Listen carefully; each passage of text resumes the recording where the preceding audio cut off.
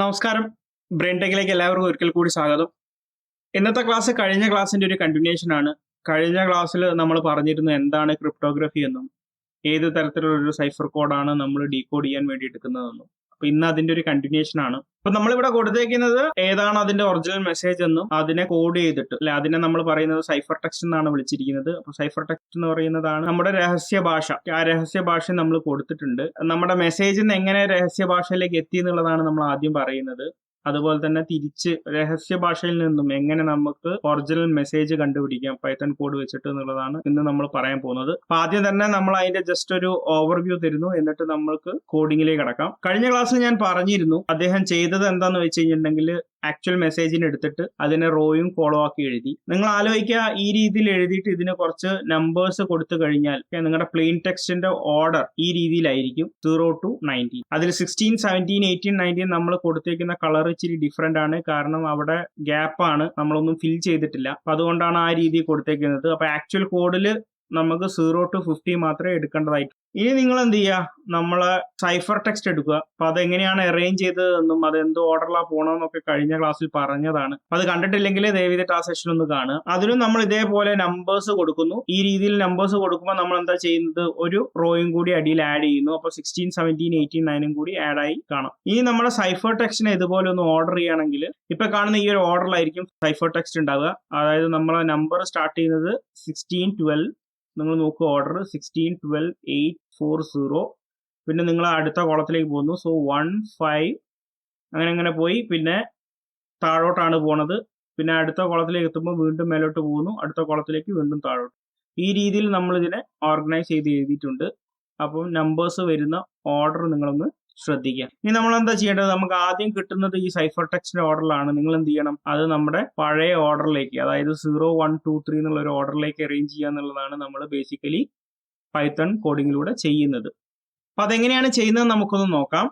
ആദ്യം തന്നെ നമ്മൾ ചെയ്യുന്നത് ആ ഒരു സ്ട്രിങ്ങിനെ, പൈത്തണിന്റെ ഭാഷയിൽ നമ്മൾ സ്ട്രിങ് എന്നല്ലേ പറയാം. അപ്പൊ ആ സ്ട്രിങ്ങിനെ നമ്മളൊരു ലിസ്റ്റ് ആക്കുക എന്നുള്ളതാണ്. അപ്പൊ നമ്മളൊരു സൈഫർ ലിസ്റ്റ് എന്ന് പറഞ്ഞിട്ട് ക്രിയേറ്റ് ചെയ്യുന്നു. ആ ലിസ്റ്റിലേക്ക് നമുക്ക് വേണ്ട വാക്കുകളൊക്കെ ലിസ്റ്റ് ആയിട്ട് ക്രിയേറ്റ് ചെയ്യുന്നു. നമുക്ക് കുറച്ച് വേർഡ്സ് റീപ്ലേസ് ചെയ്യേണ്ടതായിട്ടുണ്ട്. ഓൾഡ് വേർഡ്സ് ഏതൊക്കെയാണ് നമ്മൾ കണ്ടുപിടിക്കുന്നു, അതൊരു ലിസ്റ്റ് വേറെ ഡിഫൈൻ ചെയ്യുന്നു. ന്യൂ വേർഡ്സ് ഏതൊക്കെയാണെന്ന് നമുക്കറിയാം, അതൊരു ലിസ്റ്റ് ആക്കുന്നു. പിന്നെ നമ്മൾ കീ എന്ന് പറഞ്ഞിട്ടുള്ള ഒരു ലിസ്റ്റും കൂടി ഡിഫൈൻ ചെയ്യുന്നുണ്ട്. ഇത് അതിന്റെ ഡയറക്ഷന് വേണ്ടിയിട്ടാണ്. ഇതിന്റെ ആവശ്യം എന്താണെന്നുള്ളത് നമ്മൾ കോഡ് ചെയ്യുമ്പോൾ നമുക്ക് മനസ്സിലാവും. അടുത്തതായിട്ട് നമ്മൾ ചെയ്യുന്നത് ഒരു ട്രാൻസിഷൻ മെട്രിക്സ് ക്രിയേറ്റ് ചെയ്യുക എന്നുള്ളതാണ്. അപ്പൊ ഈ ട്രാൻസിഷൻ മെട്രിക്സിൽ നിങ്ങൾക്ക് കണ്ടാൽ തന്നെ അറിയാം, അതൊരു ലിസ്റ്റ് ആണ്, അതിന്റെ ഉള്ളിലുള്ളതും ലിസ്റ്റ് ആണ്. ചുരുക്കി പറഞ്ഞാൽ ആദ്യത്തെ ലൈൻസ് ആണ് നമ്മൾ ട്രാൻസിഷൻ ലിസ്റ്റിലേക്ക് കൊണ്ടുവന്നിരിക്കുന്നത്. ഉദാഹരണത്തിന് നിങ്ങൾ നോക്കിക്കഴിഞ്ഞാൽ അറിയാം, rest transport you Goodwin village. Okay, ഈ ഒരു ഫസ്റ്റ് കോളം അത് ബോട്ടം ടു ടോപ്പ്, അതാണ് നമുക്ക് വേണ്ട ഡയറക്ഷൻ. ആ ഡയറക്ഷനിലേക്ക് നമ്മൾ കൊണ്ടുവരികയാണ് ട്രാൻസിഷൻ മെട്രിക്സിലൂടെ ചെയ്തിരിക്കുന്നത്. നമുക്ക് എത്ര കോളംസ് ഉണ്ടോ, നമുക്ക് 4 കോളംസ് ഉണ്ട്. അപ്പൊ നമുക്ക് 4 ലിസ്റ്റ് നമ്മൾ ഡിഫൈൻ ചെയ്ത ട്രാൻസിഷൻ മെട്രിക്സ് തന്നെ ഉണ്ട്. അപ്പൊ ആ രീതിയിൽ അറേഞ്ച് ചെയ്യുന്നു.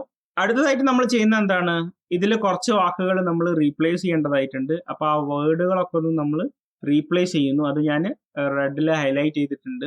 ട്രാൻസിഷൻ മെട്രിക്സിലെ ഓൾഡ് വേർഡ്സിനെ നമ്മൾ ന്യൂ വേർഡ്സ് വെച്ച് റീപ്ലേസ് ചെയ്യാണ് ചെയ്യുന്നത്. അത്രയും കഴിഞ്ഞു കഴിഞ്ഞാൽ പിന്നെ ആ ഒരു ലിസ്റ്റിനെ നമ്മൾ സ്ട്രിങ് ആക്കി എഴുതുക എന്നുള്ളതാണ്. And that will be our final decoded message. നമ്മൾ തൊട്ട് മുമ്പ് സ്ലൈഡിൽ കണ്ട നമ്പേഴ്സ് ഒക്കെ ഒന്ന് ആലോചിക്കുക, ഏത് ഓർഡറിലായിരുന്നു എന്നുള്ളത്, സൈഫർ ടെക്സ്റ്റിന് ഏത് ഓർഡറിലായിരുന്നു എന്നുള്ളതും അതുപോലെ തന്നെ മെസ്സേജിന് ഏത് ഓർഡറിലായിരുന്നു എന്നുള്ളത് നിങ്ങൾ ജസ്റ്റ് ഒന്ന് സങ്കല്പിക്കുക. അതിനൊന്ന് ഓർഡർ മാറ്റി നമുക്ക് വേണ്ട ഓർഡറിലേക്ക് ആക്കി കിട്ടിക്കഴിഞ്ഞാൽ നിങ്ങൾക്ക് വേണ്ട മെസ്സേജ് ആയി. ഇതാണ് ഇതിന്റെ ഒരു ബേസിക് സ്റ്റെപ്സ്. അപ്പൊ നമ്മൾ ഇനി സ്പൈഡർ ഓപ്പൺ ചെയ്തിട്ട് ഇത് എങ്ങനെയാ കോഡ് ചെയ്യുന്നത് നമുക്കൊന്ന് നോക്കാം. സ്പൈഡറിൽ നമ്മൾ കോഡ് ഓപ്പൺ ആക്കി കഴിഞ്ഞു. നമുക്ക് ഇനി എങ്ങനെയാണ് ഈ പറഞ്ഞ കാര്യങ്ങളൊക്കെ പൈത്തണിൽ കോഡ് ചെയ്തെടുക്കുക എന്നുള്ളത് നമുക്കൊന്ന് നോക്കാം. ആദ്യം തന്നെ നമ്മൾ ഡിഫൈൻ ചെയ്തേക്കുന്നത് നമ്മുടെ സൈഫർ ടെക്സ്റ്റ് ആണ്. അതാണ് ലൈൻ നമ്പർ 8 നിങ്ങൾ കാണുന്നത്. അവിടെ നമ്മൾ എന്താ ചെയ്തേക്കുന്നത്, ആ രഹസ്യ ഭാഷ എന്താണോ അത് അതുപോലെ കോപ്പി ചെയ്യുന്നു. അതിനൊരു സ്ട്രിങ് ആയിട്ട് നമ്മൾ എന്ത് ചെയ്യുന്നു, സൈഫർ ടെക്സ്റ്റ് എന്നുള്ള ഒരു വേരിയബിളിലേക്ക് സ്റ്റോർ ചെയ്യുന്നു. ലൈൻ നമ്പർ 10 നമ്മൾ ഒരു ലിസ്റ്റ് ക്രിയേറ്റ് ചെയ്യാണ്. ലിസ്റ്റ് ക്രിയേറ്റ് ചെയ്യാൻ വേണ്ടിയിട്ട് നമ്മൾ ഉപയോഗിക്കുന്ന കമന്റ് എന്ന് പറയുന്നത് ലിസ്റ്റ് ബ്രാക്കറ്റിൽ നമുക്ക് വേണ്ട ടെക്സ്റ്റിനെ നമ്മൾ വിളിക്കുകയാണ് ചെയ്തിരിക്കുന്നത്. അവിടെ നിങ്ങൾ ശ്രദ്ധിച്ചാൽ കാണാം ഡോട്ട് സ്പ്ലിറ്റ് ചെയ്തിട്ടുണ്ട്. കാരണം ആ സ്ട്രിങ്ങിലെ ഓരോ വാക്കും നമുക്ക് ലിസ്റ്റിലേക്ക് ഓരോ ഐറ്റം ആയിട്ട് കിട്ടേണ്ടതായിട്ടുണ്ട്. അതുകൊണ്ടാണ് ആ രീതിയിൽ നമ്മൾ ഡോട്ട് സ്പ്ലിറ്റ് ചെയ്ത് ഓരോ വേർഡ്സിനെയും നമ്മൾ ലിസ്റ്റത്തെ ഓരോ ഐറ്റംസ് ആക്കിയിട്ട് സ്റ്റോർ ചെയ്യാണ് ചെയ്യുന്നത്. ഇത് ഞാൻ വേണമെങ്കിൽ ഒന്ന് പ്രിന്റ് ചെയ്ത് കാണിച്ചു തരാം. ഇവിടെ നിങ്ങൾക്ക് നോക്കിയാൽ കാണാം റിസൾട്ട് എങ്ങനെയാണ് വരുന്നത് എന്ന്. Rest transport you Goodwin village, അതായത് ഈ ഒരു സൈഫർ ടെസ്റ്റിലെ ഓരോ വേർഡ്സും നമുക്ക് ലിസ്റ്റിൽ ഐറ്റംസ് ആയിട്ട് കിട്ടിയിട്ടുണ്ട്. നമ്മൾ ആദ്യം തന്നെ നമ്മുടെ രഹസ്യ കോഡ് എടുക്കുന്നു, അതിനൊരു ലിസ്റ്റ് ആയിട്ട് കൺവേർട്ട് ചെയ്യുന്നു. കൺവേർട്ട് ചെയ്യുന്ന സമയത്ത് അതിലെ ഓരോ വാക്കുകളെയും നമ്മൾ ഓരോ ഐറ്റം ആയിട്ട് ലിസ്റ്റിൽ സേവ് ചെയ്യുന്നു. ലൈൻ നമ്പർ 12 തൊട്ട് 16 വരെ നമുക്ക് പ്രീ ഡിഫൈൻഡ് ആയിട്ട് വേണ്ട കുറച്ച് ആൾക്കാരെ നമ്മൾ ഡിഫൈൻ ചെയ്യാണ്.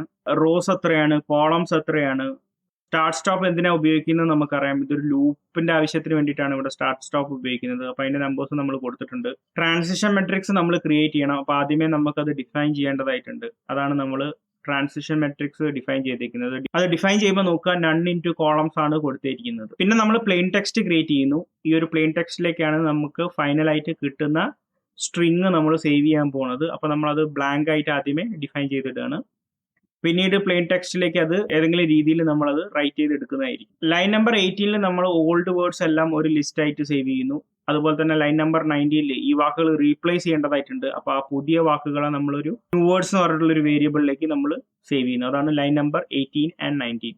ലൈൻ നമ്പർ 21 തൊട്ട് 27 വരെ നമ്മൾ ചെയ്യുന്നത് ട്രാൻസിഷൻ മെട്രിക്സ് ക്രിയേറ്റ് ചെയ്യാണ്. അപ്പോൾ എങ്ങനെയാണ് ട്രാൻസിഷൻ മെട്രിക്സ് ക്രിയേറ്റ് ചെയ്യുന്നത് നമുക്കൊന്ന് നോക്കാം. For I in range of columns, column 4 ആണ്, അതിന്റെ റേഞ്ചിനെ നമ്മൾ എന്ത് ചെയ്യുന്നു, ലൂപ്പ് ചെയ്യുന്നു.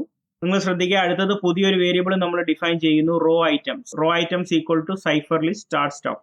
ഇത് നമുക്കൊന്ന് പ്രിന്റ് ചെയ്ത് കാണിച്ചാലെങ്കിലേ നിങ്ങൾക്ക് മനസ്സിലാവുള്ളൂ. അപ്പോൾ ഞാൻ ജസ്റ്റ് ഇതൊന്ന് അൺകമന്റ് ചെയ്തിട്ട് കോഡിന് ഇത്രയും ഭാഗം നമുക്കൊന്ന് റൺ ചെയ്ത് നോക്കാം. എന്താണ് നമ്മൾ പ്രിന്റ് ചെയ്യുന്നത്, ഫസ്റ്റ് ഈക്വൽ ടു എന്ന് പറഞ്ഞിട്ട് ഇവിടെ വന്നിട്ടുണ്ട്. ഇത് rest transport you Goodwin village. ഇത് നമ്മൾ നമ്മുടെ റോ ഐറ്റംസിനെ പ്രിന്റ് ചെയ്യാൻ തുടങ്ങിയിട്ടേ ഉള്ളൂ, അതുകൊണ്ടാണ് ഈ രീതിയിൽ വരുന്നത്. ബേസിക്കലി നമ്മൾ എന്താ ചെയ്യുന്നത്, ഒരു കോളത്തിലെ ഐറ്റംസിനെ നമ്മൾ പ്രത്യേകം സ്റ്റോർ ചെയ്യാണ് ഇവിടെ ചെയ്യുന്നത്. ഇവിടെ നോക്കിക്കഴിഞ്ഞാൽ അറിയാം, എല്ലാ പ്രാവശ്യം റൺ ചെയ്യുമ്പോഴും നമുക്ക് ആദ്യത്തെ ലൈൻ തന്നെയാണ് കിട്ടുന്നത്. അപ്പോൾ ഇതൊന്ന് ചേഞ്ച് ചെയ്ത് കൊടുക്കേണ്ടതായിട്ടുണ്ട്. നമുക്ക് ഓരോ പ്രാവശ്യം റൈറ്റ് ചെയ്യുമ്പോഴും ഓരോ കോളത്തിലെ വാക്കുകൾ നമുക്ക് ലിസ്റ്റായിട്ട് കിട്ടേണ്ടതായിട്ടുണ്ട്. പിന്നീട് ഈ ലിസ്റ്റിനെല്ലാം കൂടി എടുത്തിട്ട് നമ്മളൊരു വലിയ ലിസ്റ്റ് ക്രിയേറ്റ് ചെയ്യുന്നതിനാണ് ട്രാൻസിഷൻ മെട്രിക്സ് എന്ന് പറയുന്നത്. ഇത് നമ്മൾ മുന്നേ കണ്ടതാണ്. അപ്പോൾ ഇനി നമുക്ക് അടുത്ത നമ്മുടെ നീഡ് എന്ന് പറയുന്നത് ഈ റിപ്പീറ്റ് ചെയ്യുന്ന സാധനങ്ങളൊക്കെ ഒന്ന് ഒഴിവാക്കിയിട്ട് എന്ത് ചെയ്യണം, അതിന്റെ അടുത്ത സെറ്റ് ഓഫ് വേർഡ്സിനെ നമുക്ക് ലിസ്റ്റിലേക്ക് സേവ് ചെയ്യേണ്ടതായിട്ടുണ്ട്. അപ്പോൾ അതിന് വേണ്ടിയിട്ടാണ് ലൈൻ നമ്പർ 24 ആൻഡ് 25 നിങ്ങൾ ശ്രദ്ധിക്കുക. സ്റ്റാർട്ട് എന്ന് പറഞ്ഞിട്ട് നമ്മളൊരു വേരിയബിൾ മുന്നേ ഡിഫൈൻ ചെയ്തിരുന്നു. അതിനെ മോഡിഫൈ ചെയ്യാണ് ഇവിടെ ചെയ്യുന്നത്. Start equal to start plus rows and stop equal to stop plus rows. അപ്പോൾ നമ്മുടെ സ്റ്റാർട്ടും സ്റ്റോപ്പും മാറുന്നുണ്ട്. നമ്മളിപ്പോൾ പ്രിന്റ് ചെയ്ത സമയത്ത് സ്റ്റാർട്ടും സ്റ്റോപ്പിനും ഒരു വാല്യൂ ഉള്ളൂ, അതുകൊണ്ടാണ് റിപ്പീറ്റഡ് ആയിട്ട് ഒരേ ഐറ്റംസ് തന്നെ പ്രിന്റ് ചെയ്തുകൊണ്ടിരിക്കും. അപ്പോൾ നമ്മൾ അതൊന്ന് ലൂപ്പ് ചെയ്യുന്നതിനനുസരിച്ച് മാറ്റി കൊടുക്കുന്നു. നമുക്ക് വേണമെങ്കിൽ വീണ്ടും ഒരു പ്രിന്റ് കൊടുക്കാം, പക്ഷേ ഈ പ്രാവശ്യം നമ്മൾ സെക്കൻഡ് എന്ന് പറഞ്ഞിട്ടാണ് പ്രിന്റ് കൊടുക്കുന്നത്. റോ ഐറ്റംസ് തന്നെയാണ് നമ്മൾ പ്രിന്റ് ചെയ്യുന്നത്, പക്ഷേ സ്റ്റാർട്ടും സ്റ്റോപ്പും ലൂപ്പ് ചെയ്യുമ്പോൾ നമുക്ക് എങ്ങനെയാണ് റോ ഐറ്റംസ് മാറുന്നതെന്ന് അറിയാൻ വേണ്ടിയിട്ട് നമുക്കിതൊന്ന് പ്രിന്റ് ചെയ്ത് നോക്കാം. ഇവിടെ പ്രിന്റ് ചെയ്ത് വന്നത് നിങ്ങളൊന്ന് ശ്രദ്ധിക്കുക. നിങ്ങൾക്ക് കാണാം വീണ്ടും നമുക്ക് 4 റോസ് ആയിട്ട് പ്രിന്റ് ചെയ്ത് കിട്ടിയിട്ടുണ്ട്. അതിൽ ഓരോ പ്രാവശ്യം പ്രിന്റ് ചെയ്ത് കിട്ടിയ ഐറ്റംസ് ഇപ്രാവശ്യം മാറിയിട്ടുണ്ട്. ആ ലിസ്റ്റിലെ ഐറ്റംസ് ഒക്കെ ഒന്ന് നോക്കുക, നമുക്ക് വേണ്ട ഓർഡറിൽ തന്നെയാണ് കിട്ടിയിരിക്കുന്നത്. ഇനി അടുത്തത് എന്താ ചെയ്യേണ്ടത്, ഈ ലിസ്റ്റിനെല്ലാം കൂടി നമ്മൾ വലിയൊരു ലിസ്റ്റ് ആക്കുന്നു. അതാണ് നമ്മുടെ ട്രാൻസിഷൻ മെട്രിക്സ്. അപ്പം അതിനുവേണ്ടി കോഡിൽ എന്താണ് ചെയ്തത് നമുക്കൊന്ന് നോക്കാം. ലൈൻ നമ്പർ 27 നിങ്ങൾക്ക് അറിയാം, ട്രാൻസിഷൻ മെട്രിക്സ് ഓൾറെഡി നമ്മൾ ഡിഫൈൻ ചെയ്തതാണ്. അത് ലൂപ്പിലെ നമ്മുടെ ഐനെ വിളിക്കുന്നു, ഈക്വൽ ടു റോ ഐറ്റംസ്. നമ്മളിപ്പം ചെയ്ത റോ ഐറ്റംസിനെ നമ്മൾ എന്ത് ചെയ്യുന്നു, ഓരോ എൻറ്റിറ്റീസ് ആയിട്ട് നമ്മൾ ട്രാൻസിഷൻ മെട്രിക്സിലേക്ക് സേവ് ചെയ്യുന്നു. നിങ്ങൾക്ക് മനസ്സിലാവാൻ ബുദ്ധിമുട്ടുണ്ടെങ്കിൽ നമുക്കിതൊന്ന് പ്രിന്റ് ചെയ്ത് നോക്കാം. കുറച്ച് മുമ്പ് പ്രിന്റ് ചെയ്ത ആൾക്കാരെയൊക്കെ ഞാൻ അൺകമന്റ് ചെയ്തിട്ടുണ്ട്. അപ്പം നമുക്ക് ഇത്രയും ഭാഗം നമുക്കൊന്ന് പ്രിന്റ് ചെയ്ത് നോക്കാം. ലൈൻ നമ്പർ 28 നമ്മൾ പ്രിന്റ് ചെയ്തേക്കുന്നത്. നോക്കുക, നമുക്ക് വേണ്ട ലിസ്റ്റ് കിട്ടിക്കഴിഞ്ഞു. അപ്പൊ ആ ലിസ്റ്റിന്റെ അകത്തുള്ള ഓരോ ഐറ്റംസ് എന്ന് പറയുന്നത് നമുക്ക് റോ മെട്രിക്സിലെ ആൾക്കാരാണ്. അപ്പൊ അതുകൊണ്ടാണ് നമ്മൾ റോ മെട്രിക്സിലെ ഓരോ ഐറ്റത്തെയും നമ്മൾ ട്രാൻസിഷൻ മെട്രിക്സിലേക്ക് 1 by 1 ആയിട്ട് സ്റ്റോർ ചെയ്തേക്കുന്നത്. ഇത്രയും ഭാഗം ക്ലിയർ ആണെന്ന് വിചാരിക്കുന്നു. നിങ്ങൾക്ക് കൺഫ്യൂഷൻ ഉണ്ടെന്നുണ്ടെങ്കിൽ, നിങ്ങൾക്ക് ബേസ് ക്ലിയർ അല്ല എന്നുണ്ടെങ്കിൽ, നമുക്ക് ഈ ലിസ്റ്റിന്റെ കോൺസെപ്റ്റും ലൂപ്പിന്റെ കോൺസെപ്റ്റും ഒക്കെ ഇൻ ഡീറ്റെയിൽ ആയിട്ടുള്ള ലെക്ചേഴ്സ് നമ്മൾ ഒരുപാട് ചെയ്തിട്ടുണ്ട്.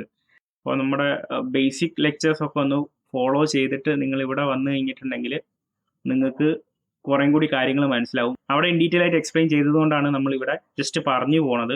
ഇനി നമ്മുടെ അടുത്ത സ്റ്റെപ്പ് എന്താണ്, നമുക്ക് വേർഡ്സ് റീപ്ലേസ് ചെയ്യണം. അപ്പോൾ ഇതിലുള്ള കുറച്ച് വാക്കുകളൊക്കെ ന്യൂ വേർഡ്സ് വെച്ചിട്ട് നമ്മൾ റീപ്ലേസ് ചെയ്യണം. അപ്പോൾ അതിന് വേണ്ടിയിട്ടുള്ള സെറ്റപ്പ് നമ്മൾ ഓൾറെഡി ഒരുക്കിയിട്ടുണ്ട്. എന്താണ്, ഓൾഡ് വേർഡ്സ് എന്ന് പറഞ്ഞിട്ടുള്ള ഒരു ലിസ്റ്റ് നമ്മൾ ക്രിയേറ്റ് ചെയ്തിട്ടുണ്ട്. അതുപോലെ തന്നെ ന്യൂ വേർഡ്സ്, അതിലേക്ക് വരേണ്ട പുതിയതായിട്ടുള്ള ആൾക്കാരെ നമ്മൾ വേറൊരു ആയിട്ട് നമ്മൾ സ്റ്റോർ ചെയ്ത് വെച്ചിട്ടുണ്ട്. എങ്ങനെയാണ് ഇത് റീപ്ലേസ് ചെയ്യുന്നത് എന്നുള്ളതിന്റെ ടെക്നിക്ക് ഒന്ന് നോക്കാം. ഫോർ ലൂപ്പ് വെച്ചിട്ടാണ് ഇത് ചെയ്യുന്നത്. For LST in transition matrix, നിങ്ങളുടെ മനസ്സിലേക്ക് ഈ ഒരു വലിയ ലിസ്റ്റിലെ ഓരോ ചെറിയ ചെറിയ ലിസ്റ്റ് മനസ്സിലേക്ക് വന്നിട്ടുണ്ടാവും. പിന്നെ നമ്മൾ എന്ത് ചെയ്യണം, അതിന്റെ ഉള്ളിലേക്ക് കയറണം, അല്ലെ, വീണ്ടും ഒരു ലൂപ്പ് കൂടി ഇടണം, എങ്കിൽ മാത്രമേ ആ വേർഡ്സിലേക്ക് എത്താൻ പറ്റുള്ളൂ. അപ്പൊ അതിന് വേണ്ടിയിട്ട് നമ്മൾ എന്ത് ചെയ്യുന്നു, for IV in enumerate LST. Enumerate എന്താണ്, എവിടെ ഉപയോഗിക്കുക എന്നുള്ളതൊക്കെ നമ്മൾ ഡീറ്റെയിൽ ആയിട്ട് പറഞ്ഞതാണ്. അപ്പൊ IV എന്ന് പറയുമ്പോൾ വീണ്ടും അതിന്റെ ഇൻഡെക്സും അതിൻ്റെ അകത്തുള്ള ഐറ്റത്തെയും നമ്മൾ വീണ്ടും വിളിക്കുകയാണ്. പിന്നെ നമ്മൾ എന്ത് ചെയ്യുന്നു, വീണ്ടും ഒരു ലൂപ്പ് എടുത്തു, ഇത് റീപ്ലേസ് ചെയ്യാൻ വേണ്ടിയിട്ടാണ്. അപ്പൊ ലൈൻ നമ്പർ 31 വരെ നമുക്ക് വേണ്ട വേർഡ്സിലേക്ക് എത്തിക്കഴിഞ്ഞു. ഇനി അതിനെന്ത് ചെയ്യണം, റീപ്ലേസ് ചെയ്യണം. അപ്പൊ വീണ്ടും നമ്മൾ ഒരു ലൂപ്പ് ഇടുന്നു. ആ ലൂപ്പ് എന്തിനാണ്, ഓൾഡ് വേർഡ്സിനെയാണ് ഇടുന്നത്. ഓൾഡ് വേർഡ്സിനെ ഓരോന്നായിട്ട് നമ്മൾ വിളിക്കുന്നു. എന്നിട്ട് എന്ത് ചെയ്യുന്നു, നമ്മൾ മുന്നേ വിളിച്ച LSTയിലെ ഐറ്റത്തിനെ റീപ്ലേസ് ചെയ്യും. അപ്പൊ അതെന്താണ് ചെക്ക് ചെയ്യുന്നത്, നമുക്ക് ഓൾഡ് വേർഡ്സിൽ എന്ന് പറയുന്ന ലിസ്റ്റിലുള്ള ആൾക്കാർ നമ്മളിപ്പോൾ കോൾ ചെയ്ത ലിസ്റ്റിൽ ഉണ്ടെങ്കിൽ അതിനെ റീപ്ലേസ് ചെയ്യുക. അപ്പൊ ഡോട്ട് റീപ്ലേസ് എന്ന് പറഞ്ഞിട്ടുള്ള ഒരു കമന്റ് ആണ് നമ്മൾ ഉപയോഗിച്ചിരിക്കുന്നത്. അതുകൊണ്ടാണ് v.replaceൽ old words K, new words K എന്ന് കോമട്ട് കൊടുത്തേക്കുന്നത്. അപ്പം നിങ്ങൾക്ക് സംശയം ഉണ്ടെങ്കിൽ വെറുതെ 2 ലിസ്റ്റ് ക്രിയേറ്റ് ചെയ്തിട്ട് നിങ്ങളൊന്ന് റീപ്ലേസ് ചെയ്യാൻ നോക്കുക. അപ്പോൾ ആദ്യം ആ ഒരു ആക്ടിവിറ്റി ചെയ്ത് കഴിഞ്ഞിട്ട് നിങ്ങൾക്ക് അതേ കോൺസെപ്റ്റ് ഇവിടെ കൊണ്ടുവന്നു കഴിഞ്ഞിട്ടുണ്ടെങ്കിൽ പെട്ടെന്ന് മനസ്സിലാവുന്നതുള്ളൂ. നമുക്ക് ട്രാൻസിഷൻ മെട്രിക്സ് റീപ്ലേസ് ചെയ്ത് കഴിഞ്ഞിട്ട് എങ്ങനെയാണെന്നുള്ളത് ഒന്ന് നോക്കാം. ഒരിക്കൽ കൂടി പ്രിന്റ് ചെയ്യുന്നു. അപ്പോൾ ഇവിടെ ഞാൻ സെക്കൻഡ് എന്ന് കൊടുത്തിട്ടുണ്ട്. ആദ്യത്തെ ട്രാൻസിഷൻ മെട്രിക്സിന് നമ്മൾ ഫസ്റ്റ് ഈക്വൽ ടു എന്നാണ് കൊടുത്തേക്കുന്നത്. നമ്മൾ ഇനി പ്രിന്റ് ചെയ്യാൻ പോകുന്നത് ലൈൻ നമ്പർ 36 നമ്മൾ പ്രിന്റ് ചെയ്യാൻ പോകുന്നത് സെക്കൻഡ് ട്രാൻസിഷൻ മെട്രിക്സ് ആണ്, അതായത് റീപ്ലേസ് ചെയ്ത് കഴിഞ്ഞിട്ട്. അപ്പോൾ അത് എത്രത്തോളം എഫിഷ്യന്റ് ആയിട്ട് റീപ്ലേസ് ചെയ്തിട്ടുണ്ട് എന്നുള്ളത് നമുക്കൊന്ന് നോക്കാം. ട്രാൻസിഷൻ മെട്രിക്സും ഫസ്റ്റും സെക്കൻഡും നമുക്ക് പ്രിന്റ് ചെയ്ത് കിട്ടിയിട്ടുണ്ട്. നിങ്ങൾ ശ്രദ്ധിച്ചറിയാം, നിങ്ങളുടെ ഓൾഡ് വേർഡ്സ് ഒക്കെ ന്യൂ വേർഡ്സ് ആയിട്ട് റീപ്ലേസ് ചെയ്തിട്ടുണ്ട്. നിങ്ങൾ രണ്ടും തമ്മിൽ നിങ്ങൾ തന്നെ ഒന്ന് കമ്പയർ ചെയ്തിട്ട് അത് എത്രത്തോളം എഫിഷ്യൻ്റ് ആയിട്ട് വന്നിട്ടുണ്ട് എന്നുള്ളത് നിങ്ങൾ തന്നെ ഒന്ന് നോക്കുക. ഇനി നമ്മൾ ലാസ്റ്റ് സ്റ്റെപ്പിലേക്ക് കടക്കുകയാണ്. ലാസ്റ്റ് സ്റ്റെപ്പിൽ എന്താണ്, ഈ ട്രാൻസിഷൻ മെട്രിക്സ് നിന്ന് എല്ലാ ആൾക്കാരെയും എടുത്തിട്ട് നമുക്കൊരു സ്ട്രിങ് ആയിട്ട് കൺവേർട്ട് ചെയ്യേണ്ടതായിട്ടുണ്ട്. അതാണ് ലൈൻ നമ്പർ 38 to 43 നമ്മൾ ചെയ്തേക്കുന്നത്. അതെന്താണ് കോഡ് ചെയ്തേക്കുന്നത് നമുക്കൊന്ന് ഡീറ്റെയിൽ ആയിട്ട് നോക്കാം. ആദ്യം തന്നെ നമ്മൾ റോസിനെ ഐട്രേറ്റ് ചെയ്യുന്നു. പിന്നീട് നമ്മൾ ട്രാൻസിഷൻ മെട്രിക്സിലെ ഓരോ എൻറ്റിറ്റിനെയും നമ്മൾ ലൂപ്പ് ചെയ്യുന്നു. വേർഡ് എന്ന് പറഞ്ഞിട്ട് പുതിയൊരു വേരിയബിൾ ഡിഫൈൻ ചെയ്യുന്നു. അവിടെ മെട്രിക്സ് ഡിഫൈൻ ചെയ്തിട്ടുള്ള ആൾക്കാരെ നമ്മൾ എന്ത് ചെയ്യുന്നു, വേർഡ് ആയിട്ട് സേവ് ചെയ്യുന്നു. പക്ഷെ അവിടെ നമ്മൾ പുതിയൊരു കമന്റ് ഉപയോഗിച്ചിട്ടുണ്ട്, ഡോട്ട് പോപ്പ് എന്ന് പറഞ്ഞിട്ട്. ഇത് അതിൻ്റെ അകത്തുള്ള ഓരോ ഐറ്റംസിനും കിട്ടാൻ വേണ്ടിയിട്ടാണ്. പൊതുവേ ഈ ഡോട്ട് പോപ്പ് നമ്മൾ ഉപയോഗിക്കുന്നത് റിമൂവ് ആൻഡ് റീപ്ലേസ് ഓപ്ഷൻ ആണ്. പക്ഷെ ഇവിടെ നമ്മൾ എന്ത് ചെയ്യുന്നു, ആ ട്രാൻസിഷൻ മെട്രിക്സിനെയും ഓരോ ഐറ്റത്തിനെയും നമ്മൾ വൺ ബൈ വൺ ആയിട്ട് പിക്ക് ചെയ്യാൻ വേണ്ടിയിട്ട് നമ്മൾ വിളിച്ചേക്കുകയാണ്. പിന്നെ അതിനെ സ്ട്രിങ് ചെയ്ത് കൺവേർട്ട് ചെയ്യുന്നു, വേർഡ് എന്ന് പറഞ്ഞിട്ടുള്ള ഒരു വേരിയബിളിലേക്ക് സ്റ്റോർ ചെയ്യുന്നു. ഇത് ലൂപ്പ് ചെയ്യുമ്പോൾ എന്ത് സംഭവിക്കും, ഓരോ വാക്കുകളായിട്ട് ആ ഒരു വേർഡിലേക്ക് സേവ് ചെയ്തുകൊണ്ടിരിക്കും. ഈ വേർഡ് എന്ത് ചെയ്യുന്നു, നമ്മൾ മുന്നേ ഡിഫൈൻ ചെയ്ത പ്ലെയിൻ ടെക്സ്റ്റിലേക്ക് ആഡ് ചെയ്യുന്നു. അതാണ് ലൈൻ നമ്പർ 42.